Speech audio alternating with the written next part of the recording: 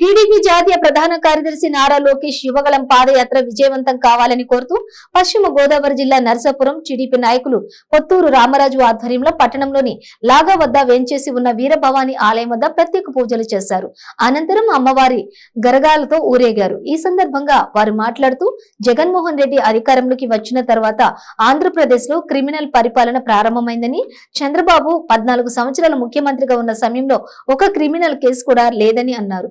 చంద్రబాబు నాయుడు ఎంతో మంచి పరిపాలన చేశారని, జగన్ ప్రభుత్వాన్ని పారద్రోలాలని ప్రజలు కోరుకుంటున్నారని అన్నారు. నారా లోకేష్ పాదయాత్రకు అమ్మవారి ఆశీస్సులతో యువగళం సక్సెస్ అవ్వాలని పూజలు చేశామని అన్నారు.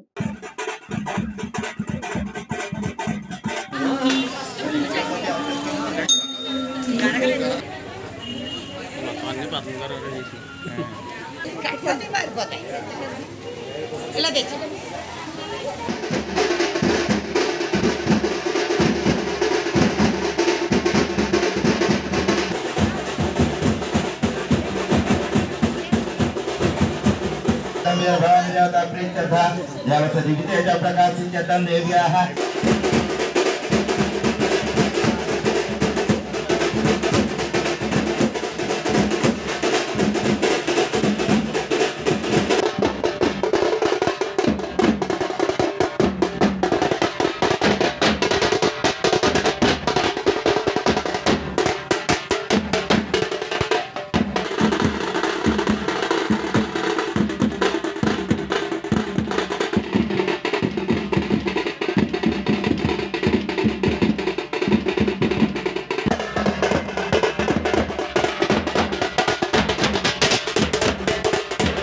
ఈ రోజున మన భారతదేశంలో ఇన్ని క్రిమినల్ కేసుల్లో ఇలాంటి దుర్మార్గాలు చేసిన ముఖ్యమంత్రి ద్వారా కూడా మనం చూడలేదు.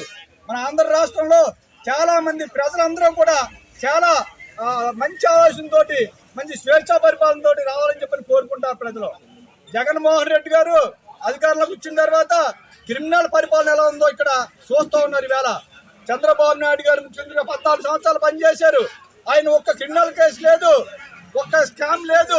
అంటే ఆయన ఎంత మంచి పరిపాలన చేశారో ప్రజలు అర్థం చేసుకుంటూ ఉన్నారు. ఈవేళ ఇలాంటి దుర్మార్గుడిని, ఈ రాక్షసుడిని ఈ ప్రభుత్వం ఎప్పుడు పారదోరాలని చెప్పని చూస్తూ ఉన్నారు. ఈవేళ ఈ రోజున మేము ఈ యొక్క అమ్మవారి ఆశీస్సులతోటి యువగలం సక్సెస్ అవ్వాలని చెప్పని నారా లోకేష్ గారు మంచి నాయకుడిగా ఎదిగి ఆంధ్ర రాష్ట్రంలో ప్రజలకు మంచి పరిపాలన ఇవ్వాలని చెప్పని, చంద్రబాబు నాయుడు గారు ముఖ్యమంత్రి అవ్వాలని చెప్పని కోరుకుంటూ ఈరోజు తెలుగు మహిళలు వారందరూ కూడా మంచి కార్యక్రమం ఏర్పాటు చేశారు. తెలుగు మహిళలందరికీ కూడా పేరు పేరున నాకు ధన్యవాదాలు తెలియజేస్తూ, అలాగే మా పట్టణ మహిళా అధ్యక్షురాలు మా పద్మ గారు, అలాగే నియోజకవర్గ మహిళా అధ్యక్షురాలు శశిదేవ్ గారు, అలాగే మా సునీత్ గారు, ఇంకా చాలా మంది మహిళలు నాయకురాలు ఉన్నారు. అందరూ కూడా ఈ యొక్క కార్యక్రమం దిగ్విజయం అవడానికి ఎంతో కృషి చేశారు. వాళ్ళందరికీ కూడా పేరు పేరున నాకు ధన్యవాదాలు తెలియజేస్తూ, జై చంద్రబాబు నాయుడు, జై లోకేష్.